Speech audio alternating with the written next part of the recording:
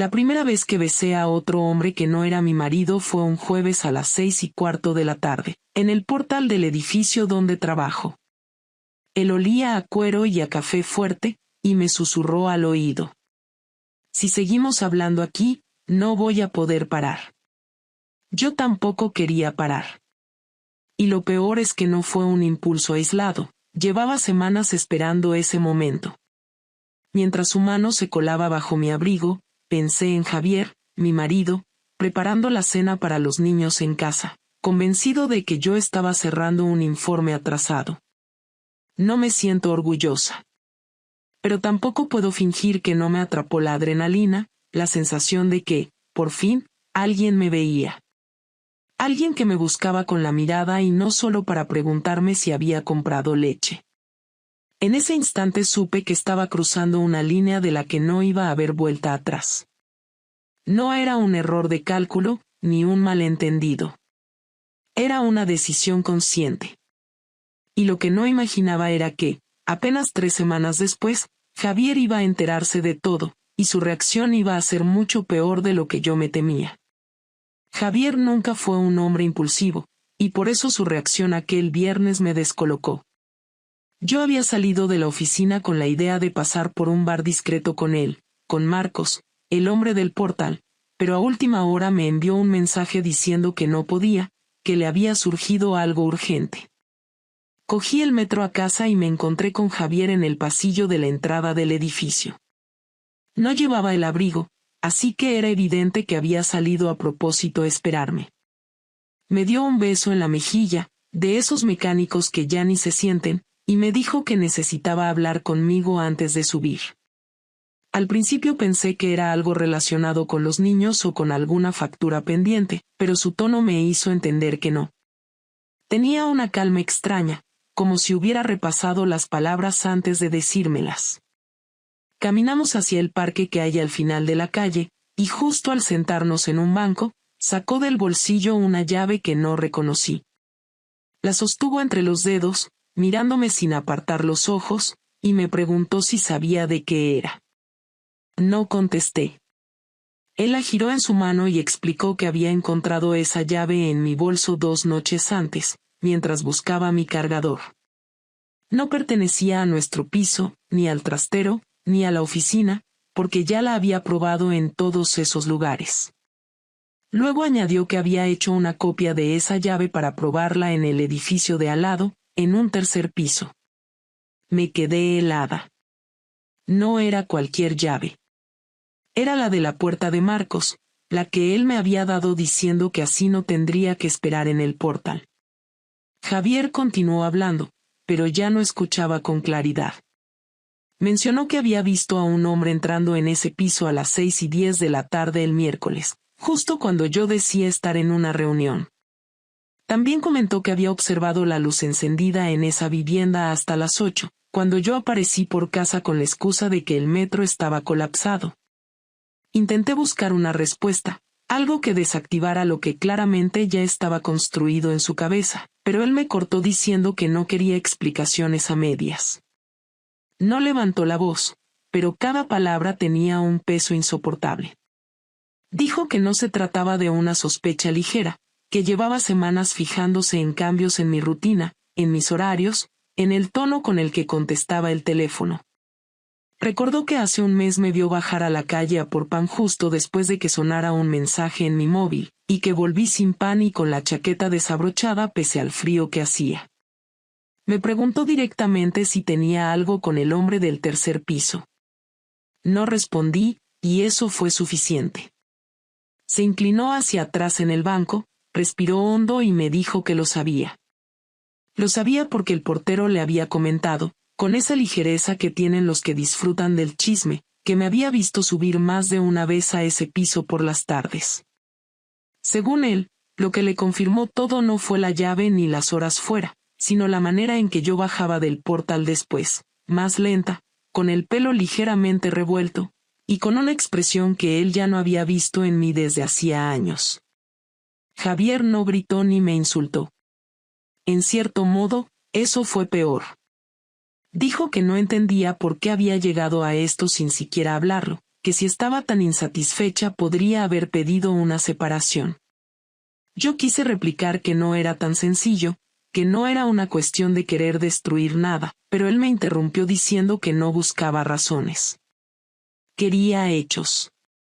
Me pidió que le dijera desde cuándo, con qué frecuencia, y si había algo más que sexo. Me quedé callada demasiado tiempo, y al final, casi sin pensar, admití que había empezado hacía un par de meses y que no había sentimientos profundos, solo atracción. Esa última parte fue un error. Javier se rió sin humor y dijo que esa solo atracción le parecía todavía más humillante. Comentó que si hubiera sentimientos, podría entender que yo buscara algo que él no me daba, pero que el hecho de arriesgar nuestro matrimonio y la estabilidad de los niños por unas horas de distracción era lo que le hacía sentir más desprecio. Después me preguntó si pensaba seguir viéndolo. No contesté de inmediato, y él se levantó diciendo que ya tenía la respuesta. Volvimos a casa en silencio. Los niños estaban en el salón viendo la tele, ajenos a todo. Javier se metió en la cocina a preparar algo y yo me encerré en el baño, intentando ordenar la cantidad absurda de cosas que acababan de pasar. No hubo gritos ni discusiones delante de ellos esa noche, pero su forma de colocar el plato en la mesa sin mirarme, su manera de hablar solo a los niños y nunca a mí, fue más dura que cualquier pelea. Entendí que había cruzado un punto de no retorno. Esa madrugada, mientras él dormía de espaldas, revisé mi móvil con la intención de borrar cualquier rastro, pero me di cuenta de que ya no tenía sentido. No era cuestión de pruebas. Era cuestión de que Javier, por primera vez en 14 años, ya no me creía ni un gesto. La mañana siguiente empezó con una tensión que se podía medir en cada movimiento. Javier se levantó antes que yo, se vistió sin encender la luz y se fue a la cocina. Escuché el ruido del café y el golpe seco de la tostadora, pero no dijo nada. Cuando salí, él estaba revisando papeles en la mesa del comedor, con el portátil abierto y el ceño fruncido. Me senté frente a él, dispuesta a hablar, pero apenas levantó la vista. Le pedí que dejara eso un momento, que teníamos que aclarar lo que había pasado, y su respuesta fue dejar el bolígrafo sobre la mesa con un golpe y mirarme fijamente. Me preguntó si quería seguir mintiendo o si por fin iba a contar todo sin rodeos. Intenté explicarle que no había sido algo planificado, que no lo había buscado, que simplemente se había dado, pero en cuanto pronuncié esas palabras, él se inclinó hacia adelante con una expresión de incredulidad. Dijo que no podía aceptar que yo usara esa excusa, que cuando alguien guarda una llave de otra casa en su bolso, se coordina para que los niños no estén y se inventa reuniones inexistentes, no está dejándose llevar, está tomando decisiones muy conscientes. Me exigió que le dijera cuántas veces había estado en ese piso, y cuando intenté esquivar la pregunta diciendo que no quería dar detalles, golpeó la mesa con la palma y repitió la pregunta en un tono mucho más duro. Le dije la cifra exacta, y fue como si la habitación se encogiera. Me preguntó qué encontraba en ese hombre que no tenía en casa. No supe responder sin que sonara como un ataque hacia él, así que me quedé callada. Javier interpretó ese silencio como una respuesta implícita y empezó a enumerar todo lo que él creía haber hecho bien durante años: el trabajo para mantenernos, la implicación con los niños, el hecho de que nunca me había prohibido nada ni controlado mis salidas. Decía que si todo eso no bastaba, entonces al menos merecía que yo tuviera la decencia de pedirme una separación antes de acostarme con otro. Intenté decirle que no era cuestión de hacer listas, que no se trataba de compararlo, pero él no quería matices, quería certezas. Cuando le confesé que si había pensado en seguir viéndolo aunque él lo supiera, su reacción fue inmediata. Me preguntó si era consciente de lo que acababa de decir, de que estaba admitiendo que ni siquiera el riesgo de perderlo a él o a nuestra familia me hacía parar.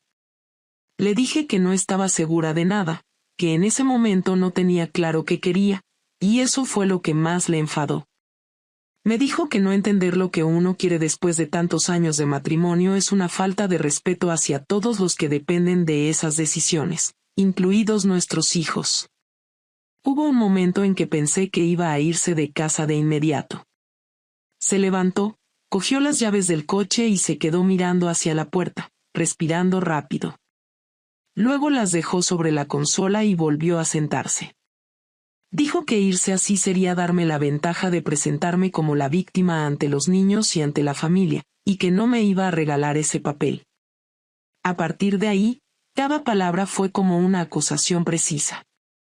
Me dijo que iba a dejar claro a todo nuestro entorno que la que había roto el matrimonio era yo, que no iba a protegerme de las consecuencias sociales, y que si quería seguir con ese hombre, lo hiciera sabiendo que todo el mundo iba a saber cómo había empezado.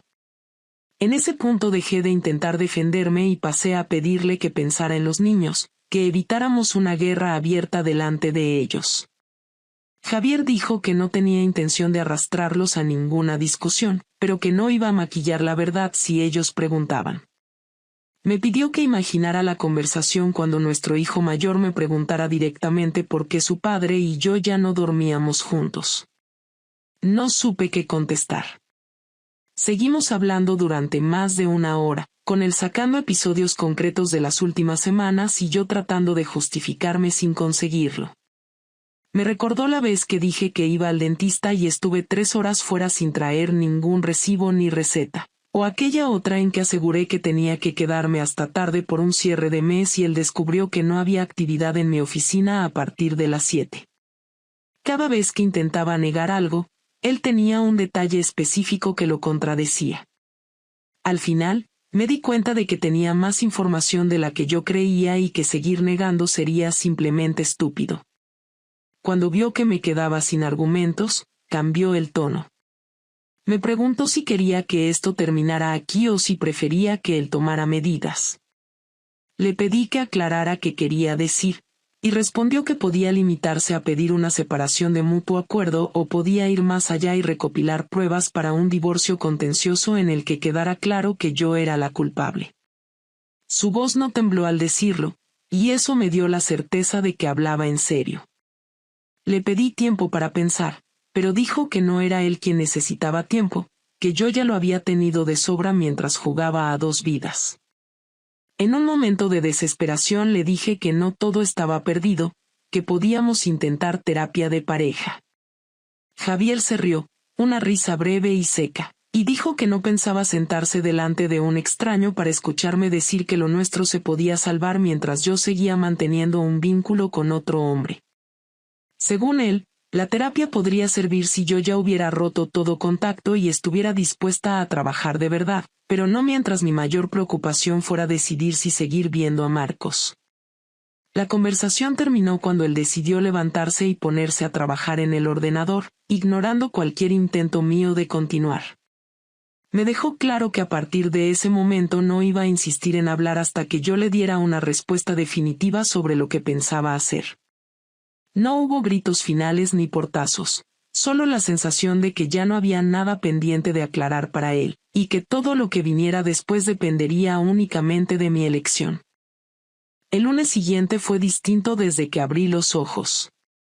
Javier ya no se limitaba a ignorarme, ahora se movía con una determinación que me inquietaba. Vestido de manera impecable, salió temprano diciendo que tenía reuniones fuera de la oficina y que no volvería a comer. No me dio más detalles y no quise insistir para no provocar otra confrontación directa. Lo que no imaginaba era que ese día iba a poner en marcha algo que afectaría no solo a mí, sino también a Marcos. A media tarde recibí un mensaje de una amiga en común con Javier y conmigo, alguien del grupo de padres del colegio de los niños. Me preguntaba si era cierto que yo estaba viéndome con un vecino del edificio de al lado. Me quedé paralizada porque no era alguien con quien yo hablara de esos temas y la única forma de que supiera algo era que alguien lo hubiera contado con detalle. Respondí con evasivas, pero ella me dijo que lo había escuchado directamente de Javier esa misma mañana, en un café improvisado con otros padres. Según ella, él lo había contado con tanta precisión que nadie dudaba de que fuera cierto. Intenté llamarlo, pero no respondió. Mandé un mensaje pidiéndole que no involucrara a terceros y me contestó con una frase seca. No miento, solo informo. Esa tarde, Al llegar a casa, encontré la mesa del comedor llena de carpetas y documentos. Javier estaba sentado, revisando papeles y escribiendo notas. Me dijo sin mirarme que estaba organizando un cronograma con todas mis ausencias y mentiras, que pensaba adjuntar junto con las pruebas que pudiera obtener para un procedimiento legal. Añadió que ya había consultado con un abogado y que no estaba dispuesto a perder nada en un eventual divorcio, que si yo había tomado mis decisiones, ahora él tomaba las suyas. Lo que me dejó sin habla fue lo siguiente. Dijo que había enviado un correo anónimo a la comunidad de vecinos, insinuando que en el piso de Marcos se realizaban actividades inapropiadas durante el horario laboral. No mencionó mi nombre, pero estaba claro que la intención era manchar la reputación de él y generar rumores que lo incomodaran. Aseguró que si yo pensaba seguir viéndolo, tendría que hacerlo sabiendo que su entorno también iba a estar observando y comentando. No podía creer que fuera capaz de algo así, pero su tono mostraba que no había remordimiento alguno. Esa noche, mientras yo intentaba leer en el salón para no pensar demasiado, escuché que hablaba por teléfono en la habitación. Su voz estaba baja, pero alcancé a oír que mencionaba el nombre de mi jefe. Mi estómago se encogió al entender lo que estaba haciendo. Salí del salón y me quedé junto a la puerta, escuchando lo suficiente para confirmar que estaba insinuando que mis ausencias y excusas de reuniones externas podían no estar relacionadas con el trabajo. No estaba acusándome abiertamente de nada laboral, pero estaba plantando dudas. Cuando colgó, fui directa a enfrentarlo. Le pregunté si estaba intentando arruinarme también en el trabajo. Respondió que no, que solo estaba abriendo los ojos a las personas que merecían saber con quién trataban. Me dijo que si yo había jugado a tener dos vidas, ahora tendría que ver cómo se sentía cuando esas vidas chocaban. No gritó, no mostró rabia, hablaba como alguien que tenía un plan y estaba ejecutándolo paso a paso. El golpe más fuerte vino al día siguiente. Marcos me llamó, alterado, diciendo que alguien había dejado en el buzón de su puerta un sobre con fotografías impresas. Eran fotos de nosotros entrando juntos en su piso en diferentes días y horarios, tomadas desde algún ángulo del edificio. Él quería saber si yo sabía algo y le dije que no, aunque en el fondo tenía claro que solo podía haber sido Javier. Marcos estaba furioso y preocupado por su propia situación, porque una de las fotos mostraba claramente su matrícula y otra coincidía con un día en el que había dicho a su jefe que trabajaría desde casa por motivos médicos. Me pidió que habláramos en persona, pero rechacé la propuesta, no quería que Javier tuviera más material. Esa semana, los niños empezaron a notar el cambio. Javier hablaba con ellos como siempre, pero conmigo apenas intercambiaba lo necesario y, cuando lo hacía, usaba un tono neutro, como si hablara con alguien que no formaba parte de su vida personal. Durante la cena del jueves, soltó de forma casi casual que quizás se iría unos días con ellos a casa de sus padres en Valencia, para que descansaran del ambiente de tensión. No me consultó ni preguntó mi opinión, lo dijo como un hecho consumado. Su estrategia era clara: aislarme socialmente, dañar mi credibilidad y ponerme en una posición en la que cualquier paso que diera fuera observado y comentado. No me amenazó directamente con quitarme a los niños, pero dejó caer comentarios sobre lo mucho que disfrutaban con él y lo bien que les sentaría un cambio de aires. Esa ambigüedad me mantenía en un estado constante de alerta, sin saber hasta dónde estaba dispuesto a llegar. El viernes, cuando creí que ya no podía sorprenderme más, me envió un mensaje con una captura de pantalla. Era una conversación de WhatsApp que yo había tenido con una amiga en la que hablaba de Marcos, tomada de mi propio teléfono. No supe cómo había accedido, pero era evidente que lo había hecho sin permiso. En el mensaje solo puso: la próxima vez, piensa en quien puede leer lo que escribes. Fue en ese momento cuando entendí que su venganza no iba a ser un solo golpe, sino una secuencia larga y calculada. A partir de entonces, cada vez que salía de casa me preguntaba quién me observaba, si Javier estaba siguiendo mis movimientos o si había contado algo más a personas que yo aún no sabía. Su manera de actuar, fría y metódica, me dejaba sin margen para reaccionar. No podía prever cuál sería su siguiente paso y esa incertidumbre era parte del castigo que él quería imponerme. Pasaron 3 días en los que apenas intercambiamos frases básicas. Javier no interrumpía mi rutina, pero su presencia era constante y calculada. Sabía que estaba esperando el momento en que yo tomara la iniciativa para hablar, y finalmente lo hice un domingo por la tarde. Los niños habían salido a casa de un amigo y el piso estaba en silencio. Fui a su despacho, donde revisaba unos documentos, y le pedí que dejara lo que estaba haciendo para que pudiéramos hablar sin interrupciones. Cerró la carpeta lentamente, se giró en la silla y me dijo que escucharía, pero que no estaba dispuesto a escuchar excusas. Me senté frente a él y comencé reconociendo que todo lo que había hecho había sido una traición directa y que no podía justificarlo. Le dije que entendía su enfado y su manera de reaccionar, pero que no podía seguir soportando el clima en el que vivíamos. No pedía que olvidara lo ocurrido, pero sí que decidiéramos qué íbamos a hacer con el matrimonio. Javier me observaba sin interrumpir, con los brazos cruzados.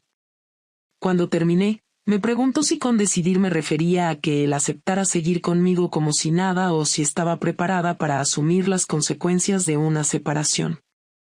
Le respondí que no creía que volver a como estábamos fuera posible, pero que tampoco quería una guerra prolongada que acabara destruyendo lo poco que quedaba de relación. Le propuse que, si su decisión era terminar, lo hiciéramos de la forma menos dañina para los niños y para nosotros. Javier se inclinó hacia adelante y dijo que esa oferta habría sido razonable semanas atrás, pero que ahora no veía por qué debía facilitarme nada cuando yo no le había facilitado a él ni el derecho a elegir antes de que esto ocurriera. Le pedí que dejara de involucrar a terceros, que frenara la exposición pública, y que pensara que las consecuencias podían terminar afectando a los niños más de lo que ya les afectaba nuestra atención. Javier me preguntó si me preocupaba realmente el daño a los niños o si solo me preocupaba que la imagen que ellos tuvieran de mí se deteriorara. Le aseguré que me importaba su bienestar por encima de cualquier cosa, y entonces me lanzó una pregunta que me dejó sin respuesta. Si eso fuera cierto, ¿por qué arriesgaste la estabilidad de su casa por algo que ni siquiera sabes si quieres? A partir de ahí, la conversación cambió de tono. Me dijo que no quería seguir en un matrimonio en el que no pudiera confiar en la persona con la que vivía. Que había pensado en la posibilidad de quedarse solo por un tiempo para evaluar si el divorcio era la única salida, pero que cada día que pasaba veía más claro que no había nada que reconstruir. Le pregunté si había considerado la opción de terapia de pareja, aunque fuera para facilitar la comunicación, y me contestó que no necesitaba terapia para comunicarme lo obvio, que no quería seguir casado conmigo. Le pedí que al menos intentáramos acordar los términos de una separación amistosa. Dijo que estaba dispuesto a evitar una batalla legal si yo aceptaba 2 condiciones: que él tuviera la custodia principal de los niños y que renunciara a cualquier pretensión económica contra él. Me sorprendió que lo planteara tan directamente, sin rodeos, y le pregunté si estaba seguro de querer asumir la responsabilidad principal de los niños con su trabajo y sus viajes. Contestó que sí, que organizaría su vida para priorizar su bienestar, y que prefería eso a que crecieran en una casa en la que, según él, su madre podía desaparecer en cualquier momento para estar con otra persona. Le dije que no aceptaría una custodia que me dejara como una visitante en la vida de mis hijos. Él me miró fijo y dijo que entonces estaba eligiendo abrir un proceso contencioso, porque no pensaba negociar sobre ese punto. Añadió que, aunque la ley no siempre castigara la infidelidad, él tenía suficiente información y testigos para influir en la percepción del juez sobre mi papel como madre. Esa amenaza no fue acompañada de gritos ni insultos, pero el peso de las palabras era evidente. Intenté apelar a lo que habíamos compartido durante años, a las veces en que habíamos enfrentado problemas juntos, y le recordé que ninguna de esas situaciones había acabado con nosotros. Javier contestó que la diferencia era que antes habíamos estado del mismo lado, y ahora no. Dijo que no tenía interés en destruirme, pero que tampoco iba a protegerme, y que su prioridad absoluta era que los niños crecieran en un entorno que él consideraba seguro y estable. Le pregunté si había alguna condición bajo la cual estuviera dispuesto a reconsiderar su decisión. Se tomó unos segundos y dijo que no. Que había pasado de la confusión inicial al enfado, y del enfado a una decisión definitiva. Me dijo que no quería seguir compartiendo techo conmigo ni un día más de lo necesario y que, aunque se quedaría en casa hasta que se resolviera la cuestión legal, desde ese momento viviríamos como dos extraños que comparten un espacio por obligación. Cuando quise insistir en que no todo estaba perdido, me detuvo con un gesto. Dijo que para él sí lo estaba, que había pasado demasiado tiempo revisando cada detalle de lo ocurrido y que no veía manera de borrar lo que había descubierto sobre mí. No aceptaba la idea de perdón porque, según él, no era cuestión de voluntad, sino de que la confianza rota no se reparaba con palabras ni con promesas. Terminamos la conversación con un acuerdo tácito. Él avanzaría con su plan y yo tendría que decidir si aceptaba sus condiciones o si me preparaba para un proceso más largo y doloroso. Antes de levantarse, añadió que esperaba que esta fuera la última vez que habláramos del tema de forma directa, porque todo lo que quedaba por tratar lo discutiríamos a través de abogados. Después se fue de la sala sin mirar atrás, y me dejó con la certeza de que lo que habíamos tenido no volvería, sin importar lo que yo dijera o hiciera. Después de aquella conversación, la casa dejó de sentirse como un hogar y pasó a ser un espacio compartido sin más vínculo que el de la logística. Javier cumplió lo que dijo, no volvimos a hablar del tema directamente, y cualquier asunto relacionado con el futuro lo tramitaba por correo electrónico o con notas dejadas sobre la mesa. Los niños empezaron a notar la frialdad, y aunque él se esforzaba en mantener un tono normal con ellos, el hecho de que no hubiera interacción entre nosotros les resultaba evidente. Yo trataba de evitar explicaciones, limitándome a decir que había tensiones y que estábamos buscando soluciones, pero sabía que esa ambigüedad no duraría mucho. Una semana después, recibí la citación formal para una reunión con los abogados. Él ya había contratado a uno y me indicaba que si no tenía representación, sería mejor que la buscara cuanto antes. Ese gesto, aunque esperado, me obligó a aceptar que no había marcha atrás. Hasta ese momento, una parte de mí todavía pensaba que podía convencerlo de reconsiderar, que tal vez, con el tiempo, la rabia disminuiría. Sin embargo, la formalidad del documento y la frialdad con la que lo entregó cerraron esa posibilidad. En esos días, también tuve que enfrentar las consecuencias externas de lo ocurrido. La amiga que me había escrito semanas antes me comentó que en el colegio de los niños el rumor era ya un hecho asumido. Algunos padres que antes me saludaban con naturalidad ahora lo hacían con distancia, y otros simplemente evitaban el contacto. No sabía cuántos detalles había difundido Javier ni qué versión exacta circulaba, pero entendía que él había conseguido su objetivo de aislarme socialmente. Marcos, por su parte, me pidió que dejáramos de vernos de forma definitiva. Dijo que su situación laboral se había complicado y que no podía permitirse seguir en medio de una historia que estaba adquiriendo dimensiones que nunca imaginó. No hubo discusión, porque yo misma ya sabía que prolongar aquello solo añadiría más daño a todo. La noche antes de la reunión con los abogados, Javier y yo coincidimos en la cocina. No había niños en casa y por un momento creí que quizá hablaríamos de algo más que facturas o horarios, pero él se limitó a preguntarme si había leído la propuesta de custodia. Le dije que sí y que no estaba de acuerdo en que él tuviera la principal. Contestó que entonces no había nada más que hablar y que se vería en la reunión. Me resultó duro comprobar que ni siquiera intentaba convencerme, que simplemente ejecutaba su plan sin buscar mi aprobación. En la reunión, su postura fue tan firme como la había planteado en casa. Su abogado expuso de forma ordenada los motivos por los que consideraban que la custodia debía ser para él, haciendo hincapié en la estabilidad y en la pérdida de confianza hacia mí. Mi abogado intentó equilibrar la balanza, pero era evidente que Javier no estaba dispuesto a ceder. Salí de allí con la sensación de que lo único que podía hacer era prepararme para un proceso más largo del que había imaginado. Con el paso de los días, empecé a aceptar que la imagen que yo tenía de mi vida se había roto por completo y que no iba a recomponerse. La idea de luchar en un juzgado por la custodia y de enfrentar las miradas y comentarios de conocidos se volvió parte de mi rutina mental. Al mismo tiempo, tuve que enfrentarme a mí misma y reconocer que, aunque la reacción de Javier había sido dura, la causa inicial había sido mi decisión. Ese reconocimiento no me ofrecía consuelo, pero sí una claridad que hasta entonces no había tenido. Un sábado por la mañana, mientras los niños estaban con él en una actividad, me senté sola en el salón y repasé mentalmente todo lo ocurrido desde aquella primera vez en el portal. Entendí que, más allá de la atracción o de la sensación de atención que había buscado, lo que había hecho era romper un pacto básico que sostenía nuestra vida en común. Javier, con su manera de manejar la situación, me había mostrado que no había margen para retroceder. Su venganza no solo me había dejado expuesta ante otros, también había forzado que yo me enfrentara a la realidad sin excusas. Cuando los niños regresaron esa tarde, intenté mantener la normalidad.